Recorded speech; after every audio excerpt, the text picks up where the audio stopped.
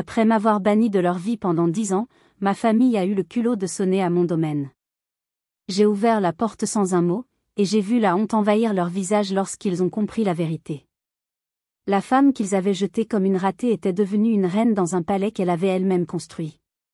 Leur monde était sur le point de basculer. Avant d'entrer dans les détails de cette histoire, qui, je vous le promets, est pleine de rebondissements, j'aimerais savoir d'où vous m'écoutez. Dites-moi dans les commentaires de quelle ville ou de quel pays vous suivez mon récit, et quelle heure il est chez vous en ce moment. C'est une façon pour moi de me sentir connecté à vous, qui prenez le temps de m'écouter. Maintenant, revenons à ce dimanche matin.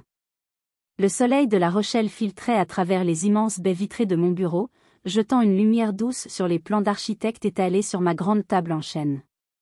Sur la plus grande feuille, les esquisses d'un projet qui me tenait particulièrement à cœur, un centre communautaire pour les jeunes des quartiers populaires.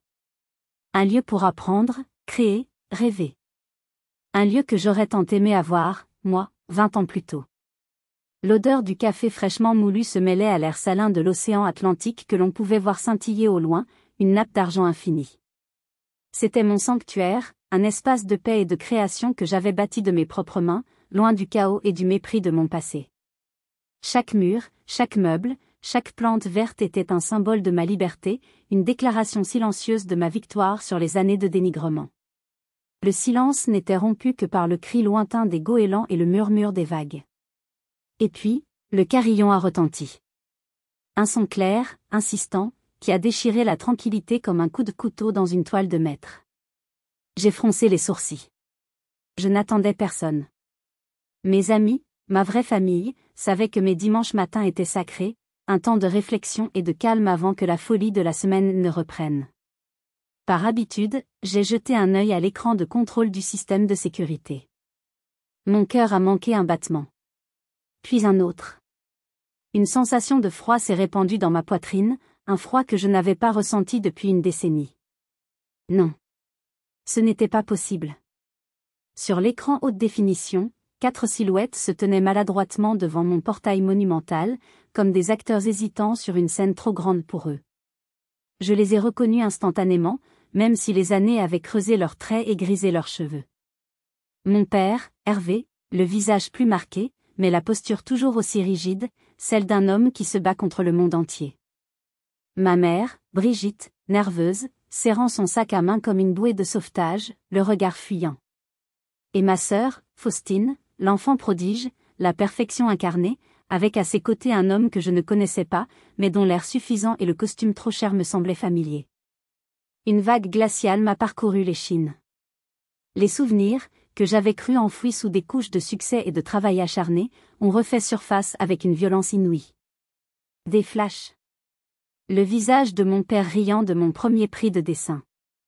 Le silence de ma mère quand j'attendais un mot de réconfort. Le regard triomphant de Faustine à chaque fois qu'elle recevait des éloges. Les Noëls seuls. Les anniversaires oubliés. Le terrible mot, gravé dans ma mémoire, expérience ratée. Mon souffle s'est bloqué dans ma poitrine. Une partie de moi, la petite Alix de 18 ans, voulait courir se cacher, éteindre l'écran et prétendre qu'il n'était pas là. Mais en quelques secondes, une autre force a pris le dessus. Une force forgée dans la solitude, la poussière des chantiers et les nuits blanches. Le sang-froid. J'ai regardé mon propre reflet dans l'écran noir de la tablette. Ce n'était plus une enfant fragile qui les regardait. C'était une femme de 33 ans, fondatrice et dirigeante d'une entreprise de promotion immobilière florissante. Une femme qui avait transformé les briques du mépris en fondation d'un empire. J'ai posé ma tasse de café. Lentement. Délibérément. J'ai lissé ma chemise en lin blanc, ajusté mon jean. Chaque geste était calculé, une façon de reprendre le contrôle de mes émotions. Je ne leur donnerai pas la satisfaction de me voir trembler. J'ai traversé le grand hall, le bruit de mes pas résonnant sur le marbre poli, un son plein et confiant. Je suis passé devant un grand miroir et j'ai croisé mon propre regard. Déterminé. Je me suis arrêté devant la lourde porte en chêne, ma main sur la poignée en laiton froid. J'ai pris une profonde inspiration, non pas par peur, mais pour me préparer au combat. Car c'en était un. La bataille finale d'une guerre qu'ils avaient déclarée il y a bien longtemps. Leur visage était un livre ouvert où je pouvais lire la surprise, l'incrédulité, et même une pointe de jalousie. Ils pensaient sonner à la porte d'une « expérience ratée ». Ils allaient bientôt découvrir qu'ils étaient entrés dans le palais de la reine. Pour comprendre ce qui s'est passé ce jour-là, pour comprendre le silence glacial qui s'est installé dans mon hall d'entrée, il faut que je vous ramène en arrière. 20 ans plus tôt, dans une petite maison de la banlieue de Bordeaux, une maison où les rêves étaient considérés comme une maladie infantile. J'ai grandi dans une famille où la valeur d'une personne se mesurait en chiffres, les notes sur le bulletin scolaire, les secondes sur le chronomètre du stade, les zéros sur la fiche de paie. Mon père, Hervé, était un homme forgé par la précarité de sa propre enfance. Il nous racontait souvent comment il avait dû quitter l'école à 16 ans, comment il avait gravi les échelons à l'usine à la sueur de son front. Il en avait tiré une fierté légitime, mais aussi une peur panique de tout ce qui sortait du cadre.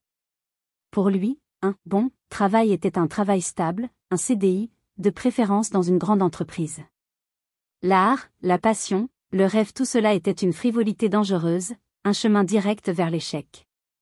L'art ne remplit pas l'assiette, Alix, me répétait-il sans cesse quand il me trouvait dans ma chambre, entourée de crayons et de feuilles de papier. Ma mère, Brigitte, avait été une femme douce, je crois. Je garde le souvenir fugace d'elle me montrant comment coudre quand j'étais très petite. Mais la vie et les angoisses de mon père avaient déteint sur elle. Elle était devenue son écho, la gardienne de sa vision rigide du monde. Un jour, je l'ai surprise en train de regarder un magazine de décoration avec une lueur d'envie dans les yeux. Je lui ai demandé pourquoi elle n'avait jamais fait ça. Elle a refermé le magazine brusquement. On ne fait pas toujours ce qu'on veut dans la vie, Alix, m'a-t-elle répondu d'un ton sec qui sonnait comme un reproche. Son réalisme était devenu une forme de résignation, une façon de justifier son manque de soutien envers mes propres rêves. Et puis, il y avait Faustine. Ma sœur aînée.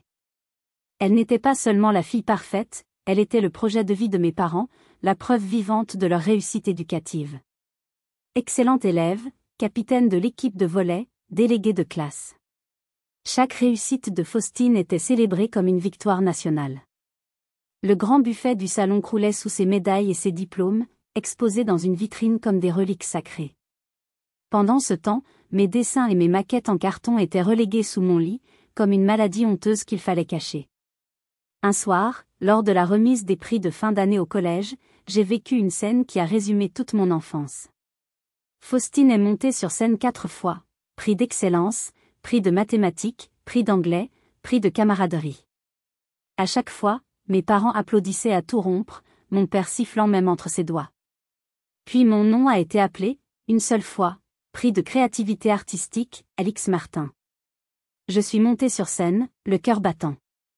Quand je suis revenue à ma place, mon père m'a tapoté la tête et a dit « C'est bien, ma petite. Dommage que ça ne serve à rien pour trouver un travail. » J'ai passé le reste de la cérémonie à fixer mes chaussures, sentant les larmes me piquer les yeux. La comparaison était constante, épuisante. Regarde ta sœur, elle a eu 18 en maths. Et toi, tu passes ton temps à gribouiller des maisons. Faustine a été acceptée dans la meilleure école de commerce. Toi, tu vas finir par vendre tes dessins sur le marché. Chaque mot était une petite pierre. Chaque regard déçu était une couche de ciment. Je me souviens, j'avais 16 ans. J'avais participé à un concours régional de design pour les lycéens. J'y avais mis tout mon cœur, travaillant des nuits entières sur la maquette d'une maison écologique. Et j'avais gagné le premier prix. J'étais folle de joie. Pour la première fois, je pensais qu'il serait fier. Je suis rentrée à la maison en courant, le certificat à la main, mon cœur battant la chamade. Je les ai trouvés dans la cuisine. J'ai brandi mon diplôme comme un trophée. Regardez. J'ai gagné. Mon père a jeté un coup d'œil rapide, a esquissé un rictus et a dit, un concours d'art? C'est bien pour passer le temps. Puis il s'est tourné vers ma mère, n'oublie pas de téléphoner à la grand-mère pour lui dire que Faustine est première de sa classe ce trimestre. Ce soir-là, j'ai pleuré en silence dans mon lit. Ce n'était pas de la tristesse, c'était une rage froide et profonde. J'ai pris le certificat, ce bout de papier qui avait représenté tant d'espoir, et je l'ai déchiré en 1000 morceaux. Je les ai jetés dans la poubelle. J'ai compris ce soir-là que leur approbation était un poison.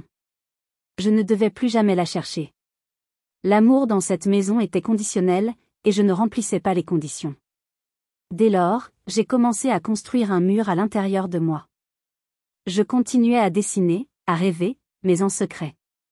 Mon monde intérieur est devenu ma seule forteresse. Il voyait une adolescente renfermée et distante, en réalité, j'étais une architecte qui posait les fondations de sa future évasion. Chaque parole de mépris était une brique. Chaque comparaison était du ciment. Sans le savoir, il ne me rejetait pas, il me construisait une armure. L'année de mes 18 ans, l'année du baccalauréat, a été le point de rupture définitif. Pour ma famille, l'avenir était une autoroute à une seule voie, tracée par les succès de Faustine, une classe préparatoire prestigieuse, suivie d'une grande école de commerce. Ils s'attendaient à ce que je suive la même voie, ou du moins, une version moins brillante, comme une faculté de droit ou d'économie. Quelque chose de sérieux. Quand j'ai annoncé ma décision, le soir des résultats, l'ambiance au dîner est devenue glaciale. J'avais attendu la fin du repas, rassemblant tout mon courage. J'ai été acceptée, ai-je dit, la voix un peu tremblante. Ma mère a souri, soulagée. Oh, quelle bonne nouvelle! Dans quelle prépa? HC, comme ta sœur? Ce n'est pas une prépa, ai-je répondu, en plantant mon regard dans le sien. Je vais faire un BTS en design d'espace à Bordeaux. Le silence qui a suivi a été assourdissant. On aurait pu entendre une mouche voler. Mon père a posé sa fourchette. Lentement. Il m'a regardé comme si je venais d'avouer un crime. Un BTS? Un diplôme de technicien en 2 ans? Tu te moques de nous? Tu as eu une mention bien au bac, tu as les notes pour faire mieux. Tu choisis délibérément la voie de la médiocrité. Sa voix avait monté d'un cran. C'est pour nous faire honte, c'est ça? Ta sœur va devenir manager dans une multinationale, et toi, tu vas dessiner des cuisines pour des smicards. C'est ce que j'aime faire, ai-je murmuré. On ne vit pas de ce qu'on aime, a-t-il hurlé. On vit d'un vrai travail. Je n'ai pas répondu. J'ai encaissé. La dispute qui a suivi a été terrible, mais pour la première fois, leurs mots ne m'atteignaient plus de la même manière. L'armure que j'avais construite tenait bon. C'était ma vie, ma décision. C'était mon acte de libération.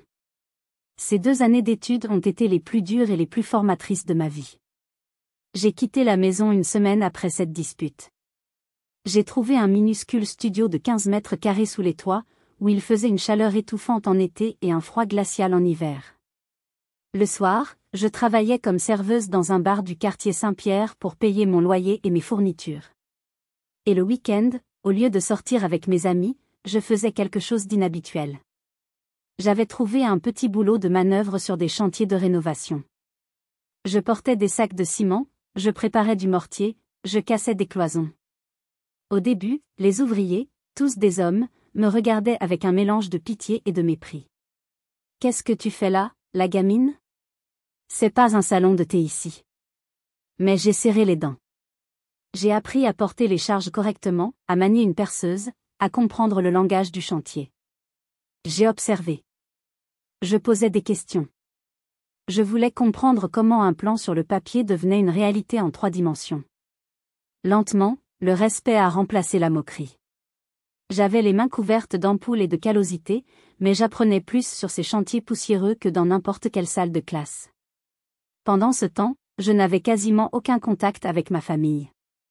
Quelques appels téléphoniques brefs et froids avec ma mère, où elle me demandait si j'avais enfin trouvé un vrai travail.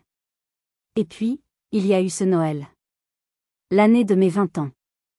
J'étais épuisée par mes études et mes 2 boulots. J'avais économisé un peu d'argent pour acheter un joli foulard pour ma mère.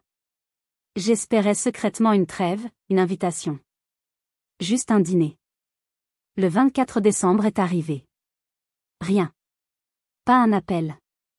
J'ai attendu toute la journée, mon téléphone à côté de moi, l'espoir s'amenuisant d'heure en heure. Le soir, j'ai fini par appeler ma mère. « Ah, Alix, a-t-elle dit, avec une fausse surprise. Joyeux Noël. On est chez ta grand-mère, toute la famille est là. Je ne t'ai pas appelé, Je pensais que tu étais trop occupé avec tes examens. Je ne voulais pas te déranger. Me déranger, ai-je répété, la gorge nouée. Le bruit des rires et des conversations en fond sonore était une torture. Plus tard dans la soirée, une cousine a posté une photo sur Facebook.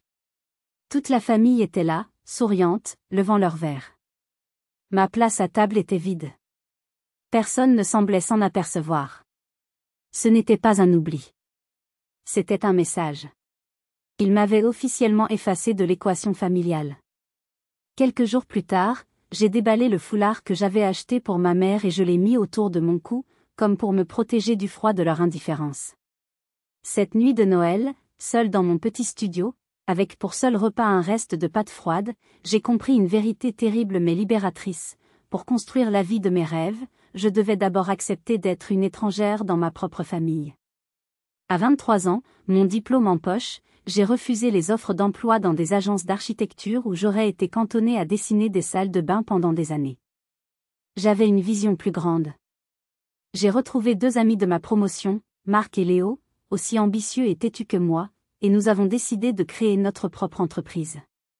Nous l'avons appelée Renaissance urbaine. Notre concept était simple, acheter de vieux entrepôts, des ateliers abandonnés, des lieux oubliés de Bordeaux, et les transformer en lofts et espaces de vie uniques. Nous voulions redonner vie à la pierre, raconter une nouvelle histoire dans de vieux murs. Nous avions l'énergie, les idées, mais pas un sou. Nous avons passé des semaines à monter un dossier de financement solide, à faire des études de marché, à créer des simulations 3D époustouflantes. Notre premier projet cible était un ancien chai à vin dans le quartier de Bacalan, un bâtiment magnifique mais en piteux état, avec une charpente métallique incroyable. Nous avions calculé que nous avions besoin d'un prêt de 150 000 € pour l'acheter et commencer les travaux. Le destin, ou peut-être le diable, a voulu que la banque la plus susceptible de nous financer soit le Crédit municipal de Bordeaux, dont le directeur d'agence, un certain monsieur Dufour, était un ami de longue date de mon père. Ils jouaient au bridge ensemble tous les jeudis. Je me suis dit que c'était peut-être un signe, une chance de prouver à mon père qu'il avait tort. Quelle naïveté! Le premier rendez-vous avec monsieur Dufour s'est très bien passé. Il a semblé impressionné par notre sérieux et notre projet. Il a feuilleté notre dossier avec attention. C'est audacieux, a-t-il dit. Mais j'aime ça. Je vais étudier ça de près. Votre père serait fier. Cette phrase m'a fait l'effet d'un coup de poignard, mais j'ai souri poliment, espérant qu'il dise vrai. Une semaine plus tard, nous n'avions toujours pas de nouvelles. L'inquiétude commençait à monter. C'est là que j'ai reçu un appel de Julie, une amie qui faisait un stage dans cette même agence bancaire. Sa voix était gênée. Alix, je ne sais pas si je devrais te dire ça. Mais ta sœur est passée voir monsieur Dufour hier. Mon sang s'est glacé. Faustine? Qu'est-ce qu'elle faisait là? Faustine habitait Paris, elle n'avait aucune raison d'être dans cette banque à Bordeaux. Julie a hésité.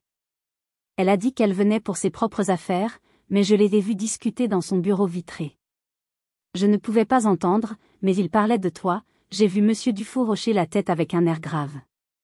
En sortant, elle m'a aperçue et elle est venue me saluer. Elle m'a dit, avec un grand sourire, je suis venue prendre des nouvelles de ma petite sœur. Je m'inquiète tellement pour elle, elle est si rêveuse, si peu consciente des réalités de l'argent. J'espère juste qu'elle ne va pas entraîner de braves gens comme monsieur Dufour dans ses folies, point. Le téléphone m'est presque tombé des mains. La perfidie du geste était absolue. Ce n'était pas de l'inquiétude. C'était un sabotage. Déguisé sous les apparences de la bienveillance, c'était un coup de couteau dans le dos, précis et mortel. Ma propre sœur, par pure jalousie ou par méchanceté, venait de tenter de détruire mon unique chance, en utilisant l'influence de notre nom de famille et sa réputation de « fille sérieuse ». 2 jours plus tard, nous avons reçu un email laconique de la banque. Notre demande de prêt était refusée. Motif, projet jugé trop risqué. Pendant 24 heures, j'ai laissé le poison de ma sœur couler dans mes veines. J'ai pensé à tout abandonner. J'ai hurlé de rage dans un coussin. J'ai pleuré d'impuissance. Mes 2 amis étaient aussi abattus que moi. Notre rêve semblait mort-né. Comment pouvais-je me battre contre ma propre famille? Mais au matin, en regardant les plans de notre chai, en revoyant les simulations 3D que nous avions faites, une nouvelle émotion a remplacé le désespoir, la fureur. Une fureur froide, déterminée. Il ne gagnerait pas. Elle ne gagnerait pas. Nous nous sommes battus. Nous avons frappé à toutes les portes. Finalement, nous avons trouvé un investisseur privé, un vieil entrepreneur qui a vu une lueur dans nos yeux. Il a accepté de nous financer, mais à des conditions bien plus dures, un taux d'intérêt plus élevé et une part des bénéfices. C'était tout ou rien. Nous avons signé. Faustine avait voulu me couper les ailes. Elle allait apprendre que je savais aussi me construire un château avec les pierres qu'on me jetait. Le chantier du chai de Bacalan a été notre baptême du feu. Pendant 6 mois, nous avons vécu, mangé et dormi, projet. Nous faisions tout nous-mêmes pour économiser de l'argent, démolition, plomberie, électricité, peinture. Les journées commençaient à l'aube et se terminaient bien après le coucher du soleil. Nous étions couverts de poussière du matin au soir, épuisés mais portés par une énergie folle. La rage que j'avais accumulée était mon carburant. Chaque mur que j'abattais, c'était un préjugé que je détruisais. Chaque brique que je posais, c'était une réponse à leur mépris. Le résultat a dépassé toutes nos espérances. Le chai transformé en 3 lofts magnifiques, alliant le charme de la vieille pierre et la modernité de l'acier et du verre, s'est vendu en moins d'1 mois, avant même la fin des finitions. Après avoir remboursé notre investisseur, il nous restait un bénéfice substantiel. Nous avions réussi. Pour célébrer, nous avons acheté 3 pizzas et une bouteille de champagne bas de gamme, et nous avons dîné assis par terre, au milieu de notre premier chef-d'œuvre. Le goût de cette première victoire était doux, mais il était aussi teinté d'amertume. J'avais prouvé que j'avais raison, mais à qui pouvais-je le dire? Quelques semaines plus tard, c'était le tournant de mes 23 ans, et ma grand-mère fêtait ses 75 ans. Ma mère m'a appelé, pour la première fois depuis des mois. Sa voix était mielleuse. Toute la famille sera là. Ce serait bien que tu viennes, pour faire plaisir à ta grand-mère. J'ai hésité. Une partie de moi hurlait de ne pas y aller. Mais une autre, plus petite, plus naïve, se disait que peut-être, maintenant que j'avais une réussite concrète à présenter, leur regard changerait. J'ai accepté. Ce fut ma dernière erreur. Je suis arrivée à la fête avec une bouteille de vin d'un grand château, un cadeau coûteux. Je portais une robe simple mais élégante, une tentative pathétique de m'intégrer. J'ai été accueillie par des sourires polis mais distants. L'ambiance était pesante. J'étais comme une pièce étrangère dans un puzzle bien huilé. Pendant le repas, les conversations tournaient, comme toujours, autour de Faustine. Elle venait d'obtenir une promotion dans sa boîte de consulting à Paris. Mon père rayonnait. Elle est brillante, ma fille. Un vrai cerveau. Elle gère des budgets de plusieurs millions d'euros. Il racontait ses exploits comme s'il les avait accomplis lui-même. Puis, un oncle, pour être poli, s'est tourné vers moi. Et toi, Alix? On m'a dit que tu bricolais des maisons? Avant que je puisse répondre, mon père a éclaté d'un rire un peu trop fort. Il a posé sa main sur l'épaule de mon oncle et a dit, assez fort pour que toute la table entende, ah, Alix. Elle est toujours dans ses expériences. Elle s'amuse avec ses briques et son plâtre. Il a fait une pause, savourant son effet, son regard balayant l'assemblée. Mais tu sais ce qu'on dit, il faut bien une ratée pour servir d'exemple aux autres qui réussissent. La phrase est tombée comme une lame de guillotine. Un silence de mort s'est abattu sur la table, suivi de quelques rires gênés. J'ai senti le sang quitter mon visage. Ce n'était plus une moquerie dans le secret de la cuisine. C'était une exécution publique. Devant toute la famille. J'ai regardé ma mère. Elle fixait son assiette, le visage fermé, comme si elle était soudainement devenue sourde. Personne n'a dit un mot pour me défendre. Ils étaient tous complices de mon humiliation. Je n'ai pas crié. Je n'ai pas pleuré. J'ai simplement posé mes couverts. Je me suis levée, ma chaise a grincé sur le carrelage. J'ai regardé mon père droit dans les yeux et j'ai dit, d'une voix parfaitement calme, « Tu as raison. L'expérience est terminée. » Je suis partie sans un regard en arrière. En franchissant cette porte, je n'ai pas seulement quitté une fête de famille. J'ai divorcé de mon passé. La route devant moi était solitaire, mais pour la première fois, elle était entièrement à moi. C'était le début des 10 années de silence. Honnêtement, à ce moment précis, qu'auriez-vous fait à ma place? Auriez-vous fait un scandale? Seriez-vous parti en silence comme moi? Dites-le moi dans les commentaires, vos avis m'intéressent vraiment. Après cette humiliation publique, je n'ai plus jamais essayé de les contacter. J'ai changé mon numéro de téléphone et je me suis jeté corps et âme dans le travail. Renaissance urbaine a prospéré à Bordeaux, mais je sentais que j'avais besoin de plus. J'avais besoin de prendre le large, au sens propre comme au figuré. C'est ainsi que, 2 ans plus tard, nous avons décidé de déplacer le siège de notre entreprise à La Rochelle. La mer, l'air du large, l'architecture magnifique de la vieille ville, tout m'appelait. C'était une nouvelle page, une nouvelle vie, loin des fantômes de Bordeaux.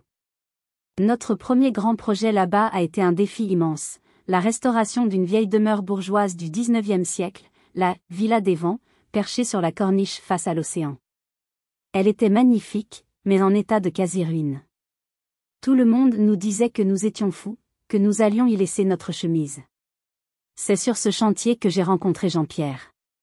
C'était notre chef de chantier, un homme de la région, la cinquantaine, le visage buriné par le sel et le vent, les mains larges comme des battoirs. Au début, il me regardait avec méfiance. Une jeune femme de Paris, une architecte, qui venait lui dire comment faire son travail. Je voyais bien son scepticisme. Il ne m'appelait jamais par mon nom, juste « la patronne », avec une pointe d'ironie. On verra si elle tient le coup quand la première tempête arrivera, je l'ai entendu marmonner à son équipe. Il n'a pas eu à attendre longtemps. Cet automne-là, la Charente-Maritime a été frappée par une tempête d'une violence rare, celle que l'on qualifie de « tempête du siècle ». Pendant une nuit entière, le vent a hurlé comme une bête en furie, et l'océan déchaîné s'est jeté contre la corniche. Depuis mon appartement, j'entendais les volets claquer et le bruit terrifiant des vagues s'écrasant sur les rochers. Je n'ai pas dormi de la nuit, pensant à notre chantier, si exposé. Au petit matin, sous une pluie battante, je suis allé sur place. Le spectacle était apocalyptique. L'échafaudage qui couvrait la façade principale avait été tordu comme du fil de fer. Une partie de la toiture que nous venions de refaire avait été arrachée, laissant un trou béant vers le ciel. Des vagues avaient déferlé sur le chantier, emportant des palettes de matériaux. C'était un désastre. Des centaines de milliers d'euros de dégâts. L'assurance ne couvrirait qu'une partie. Nous étions au bord de la faillite. Je me suis assise sur un parpaing trempé, la pluie ruisselant sur mon visage, se mêlant à mes larmes. J'étais seule, anéantie. Pour la première fois depuis des années, une envie irrépressible m'a saisie, appeler ma mère. Pas pour demander de l'aide financière, non. Juste pour entendre une voix familière, pour avoir un peu de réconfort. J'ai sorti mon téléphone, mes doigts tremblants ont cherché son ancien numéro dans ma mémoire. J'avais besoin de quelqu'un. J'allais appuyer sur le bouton d'appel. Et puis, l'image de mon père, son rire cruel, sa phrase « il faut bien une ratée » m'est revenue en pleine figure. Qu'est-ce qu'il dirait? On te l'avait bien dit. J'ai éteint mon téléphone. Je ne leur donnerai jamais cette satisfaction. Alors que j'étais au fond du gouffre, j'ai vu une silhouette s'approcher. C'était Jean-Pierre. Il n'a rien dit. Il s'est assis à côté de moi sur le parpaing. Il a ouvert son vieux thermos en fer et a versé du café fumant dans le couvercle. Il me l'a tendu. Buvez ça, a-t-il dit simplement. Ça réchauffe. J'ai bu le café, le plus réconfortant que j'ai jamais bu de ma vie. Puis il a regardé les dégâts, a hoché la tête et a dit « Bon. On a du boulot. » Cette vieille dame n'a pas dit son dernier mot. Il s'est levé. Derrière lui, le reste de l'équipe arrivait, un par un, malgré la pluie, en bottes et cirés, prêts à se mettre au travail. Ils n'avaient même pas attendu mon appel. Ils étaient venus. Pour moi. Pour le projet. Ce jour-là, Jean-Pierre a cessé de m'appeler la patronne. Il a commencé à m'appeler Alix. Ce matin-là, au milieu des décombres, j'ai compris que les fondations les plus solides ne sont pas faites de béton, mais de confiance. Nous n'allions pas seulement reconstruire une maison, nous allions défier l'océan lui-même. Reconstruire la Villa des Vents après la tempête a été l'acte fondateur de notre nouvelle vie à La Rochelle. L'histoire de notre résilience a fait le tour de la région. Les clients n'ont plus vu en nous une jeune entreprise audacieuse, mais une équipe solide, capable de surmonter les pires épreuves. Les projets se sont enchaînés, de plus en plus ambitieux, de plus en plus prestigieux. Nous sommes devenus une référence dans l'immobilier de luxe et la rénovation du patrimoine. Avec le succès, l'argent est arrivé. Beaucoup d'argent. Plus que je n'aurais jamais pu l'imaginer. Mais je n'ai jamais oublié l'odeur du ciment et le goût du café froid partagé à l'aube sur un chantier. Mon premier grand investissement personnel n'a pas été une voiture de sport ou une collection de montres de luxe. C'était un terrain. Un grand terrain sur la côte, un peu à l'écart de la ville, un endroit sauvage où les pins parasols se penchaient sur des falaises de calcaire. Un endroit où l'on pouvait entendre le silence. C'est là que j'ai construit ma maison. Mon domaine. Ce n'était pas juste une maison, c'était mon manifeste. J'ai dessiné chaque plan, choisi chaque matériau. Chaque pièce avait une signification. Le grand bureau avec ses murs de verre n'était pas seulement un lieu de travail, c'était un espace où mes rêves avaient enfin le droit d'exister au grand jour. La cuisine, immense et ouverte, avec une grande table en bois massif, était conçue pour accueillir les rires et les repas de ma nouvelle famille, celle que j'avais choisie. Jean-Pierre et sa femme, mes deux associés Marc et Léo, les artisans qui étaient devenus des amis.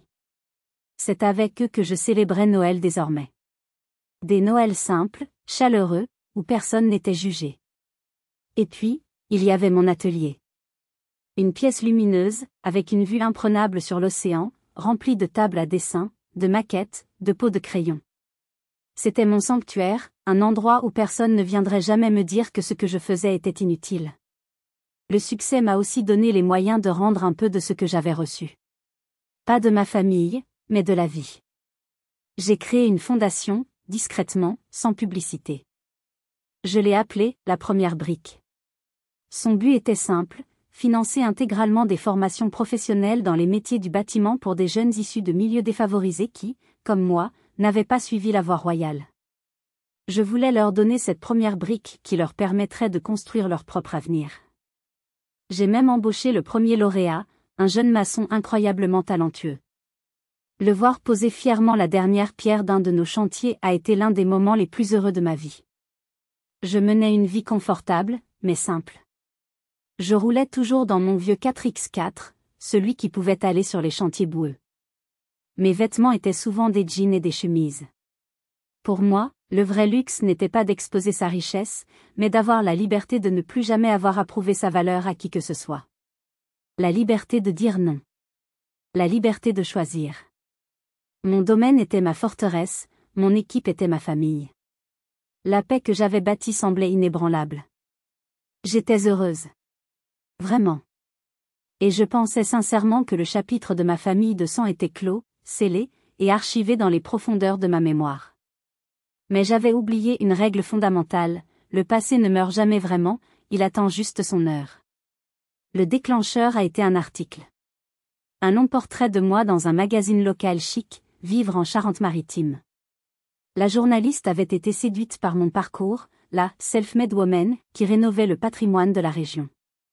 La photo de couverture me montrait souriante, debout sur la terrasse de mon domaine, avec l'océan en toile de fond.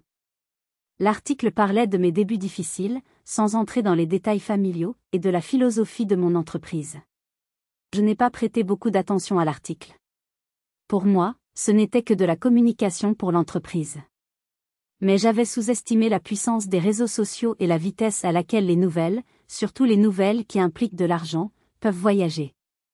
Une cousine éloignée, que je n'avais pas vue depuis l'adolescence, a dû tomber dessus. Elle a pris une photo de l'article et l'a postée dans le groupe de discussion de la famille sur une application de messagerie. Un groupe dont j'avais été exclu depuis longtemps. Quelques jours après la parution, mon téléphone professionnel, dont le numéro était public, a commencé à sonner de manière inhabituelle. D'abord, un message d'une vieille tante que je n'avais pas vue depuis 15 ans. « Ma chère Alix, je suis tombée sur un article sur toi. Quelle réussite! Je suis si fière de toi. Il faut absolument qu'on se voie pour rattraper le temps perdu. Gros bisous, Tati Hélène. » J'ai lu le message, j'ai souri amèrement, et je l'ai effacé. Tati Hélène était assise à la table le jour où mon père m'avait traité de raté, et elle avait ri. Puis, ce fut un cousin qui m'a appelé. Alix. C'est Thomas. Dis donc, j'ai vu ce que tu faisais, c'est génial. Justement, je me lance dans l'investissement locatif, tu n'aurais pas quelques conseils pour moi? Il n'a même pas pris la peine de demander comment j'allais. Les messages affluaient, tous sur le même ton mielleux et hypocrite.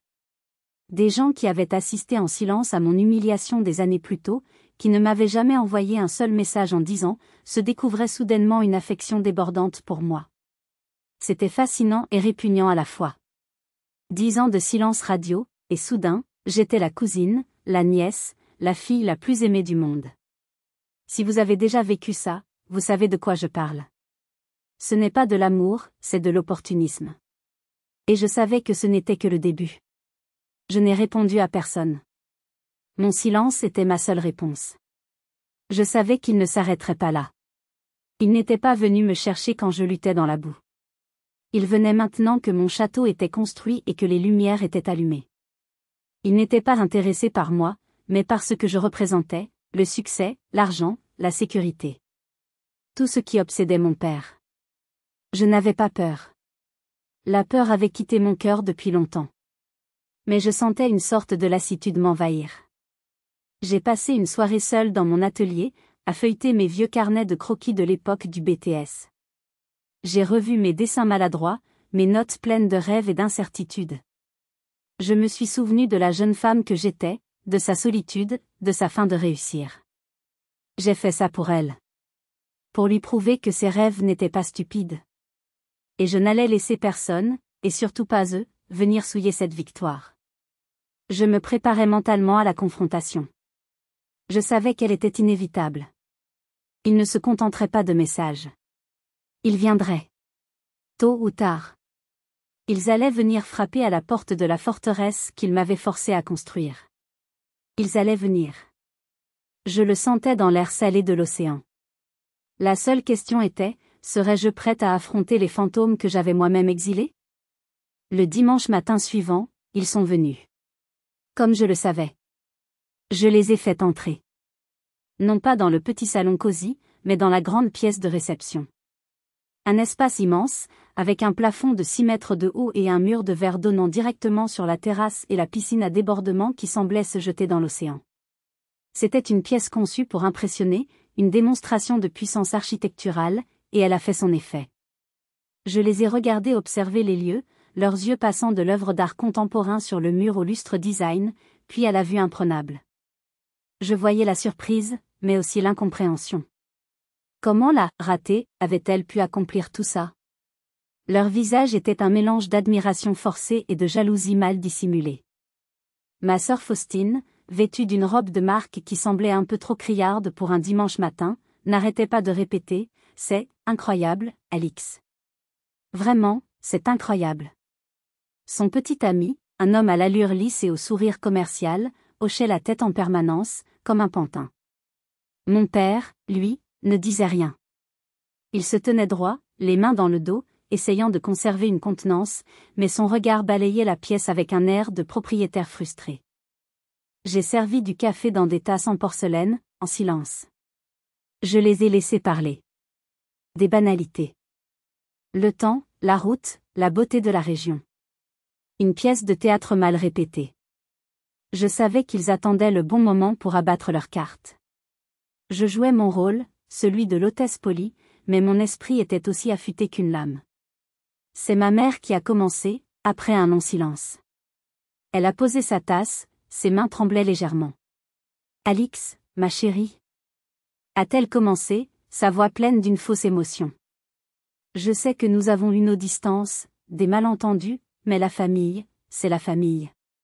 Elle a ensuite exposé le drame. Faustine était en plein divorce.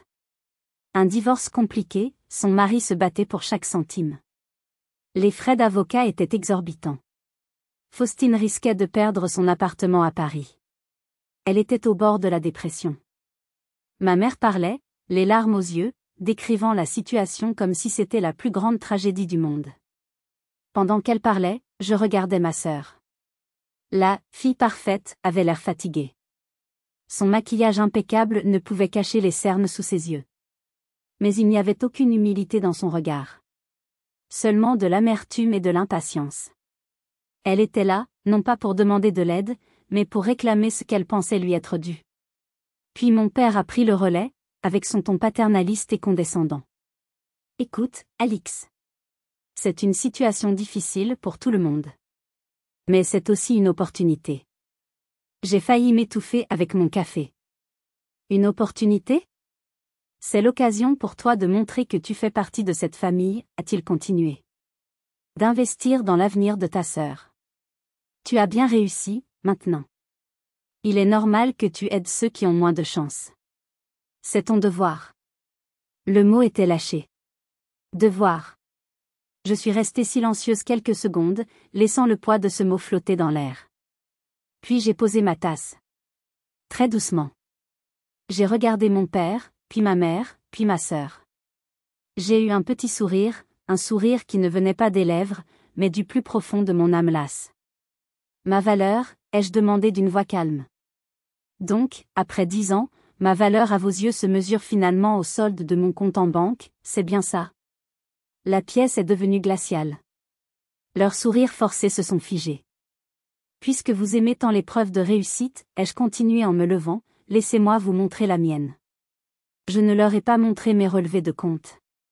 C'eût été trop vulgaire. Je me suis approchée du grand écran plat intégré dans le mur. D'une pression sur ma tablette, je l'ai allumé. Voici un petit film que nous avons réalisé pour les investisseurs, ai-je dit. Il résume assez bien mes 10 dernières années. Les images défilaient sur l'écran, chacune étant un clou planté dans le cercueil de leur arrogance. On y voyait des photos avant, après, de nos projets, des ruines transformées en maisons de rêve. Des témoignages de clients heureux, qui parlaient de confiance et de vision. J'ai observé leur visage pendant la projection. J'ai vu la mâchoire de mon père se contracter. J'ai vu ma mère se tortiller sur son fauteuil. Puis sont venues les images de la fondation, la première brique, des jeunes en bleu de travail, le sourire aux lèvres, recevant leur diplôme des mains de Jean-Pierre. J'ai vu l'incompréhension totale dans les yeux de Faustine. J'ai laissé la vidéo se terminer en silence. Le silence dans la pièce était total, lourd, pesant. La parole était maintenant à moi, et j'avais 10 ans de silence à rattraper. J'ai éteint l'écran. Je me suis retournée pour leur faire face. Mon cœur ne battait plus la chamade. J'étais calme, d'un calme olympien. La colère avait laissé place à une immense clarté. Je n'étais plus la victime dans cette pièce. J'étais le juge. Vous parlez de devoir, ai-je commencé, ma voix résonnant dans la grande pièce. Vous parlez de famille. Alors parlons-en. Où était cette famille pendant les 10 dernières années? Où étiez-vous quand je portais des sacs de ciment pour payer mes études? Où étiez-vous quand je pleurais de fatigue et de solitude dans mon studio de 15 mètres carrés? Je me suis approchée. Mon regard s'est d'abord posé sur ma mère.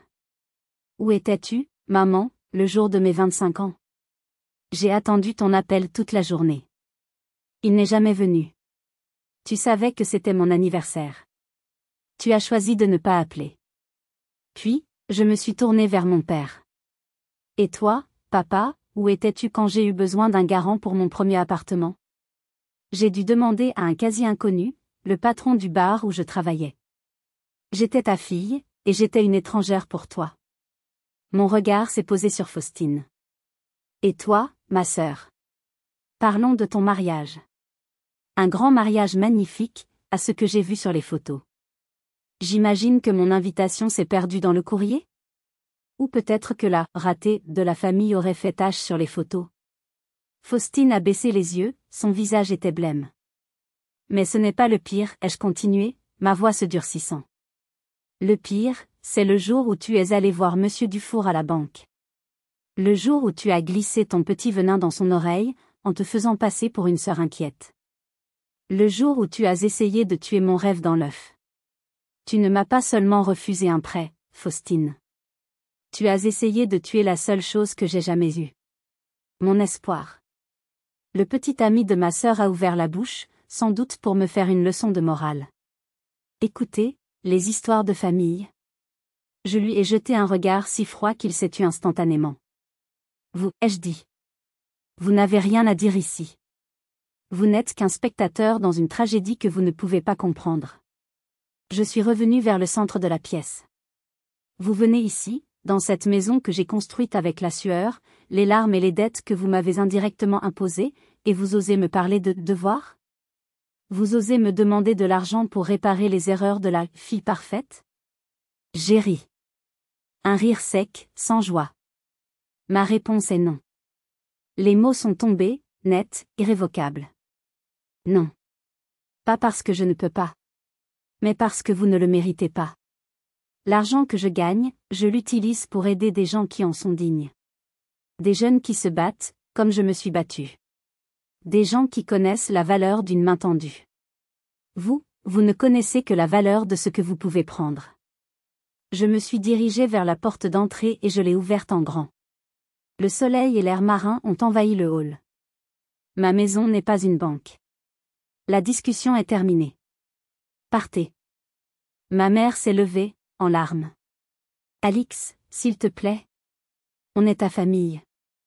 Je l'ai regardée, sans haine, juste avec une immense pitié. Une famille n'abandonne pas un de ses membres pendant 10 ans pour revenir quand les coffres sont pleins. Vous avez fait votre choix il y a bien longtemps. Aujourd'hui, c'est moi qui fais le mien. Je vous choisis hors de ma vie. Ils sont partis en silence, l'un après l'autre, comme une armée en déroute. Mon père n'a pas osé croiser mon regard. Faustine est passée devant moi la tête basse, vaincue. Sa perfection s'était brisée. Quand j'ai refermé la porte, le clic du verrou a sonné comme le mot « fin ». Je me suis adossé contre le bois frais. Je n'ai pas ressenti de triomphe. Ni de joie. Seulement un vide immense, suivi d'une incroyable légèreté. Le poids de 10 ans de ressentiment venait de se dissoudre. J'étais libre. Ce soir-là, je ne suis pas resté seul. J'ai appelé Jean-Pierre et mes plus proches collaborateurs. Nous sommes allés dîner dans un petit restaurant de fruits de mer sur le port, un endroit simple, bruyant et joyeux. Entouré de rire et de véritable affection, j'ai levé mon verre. À nous, ai-je dit. Aux familles que l'on se choisit. Ce soir-là, j'ai compris. J'ai choisi de construire des maisons, mais le projet le plus important que j'ai jamais réalisé, c'est ma propre vie. On a tous ce pouvoir. Celui de choisir les briques, de dessiner les plans, et de décider qui a le droit de franchir notre porte. Et vous ? Quelle est la première brique que vous avez posée pour construire votre propre bonheur ? Racontez-moi votre histoire dans les commentaires, je suis sûr que nous avons beaucoup à partager. Likez cette vidéo si mon histoire vous a touché, et bien sûr, abonnez-vous pour ne pas manquer d'autres récits de vie. Votre soutien est précieux. Merci de m'avoir écouté jusqu'au bout.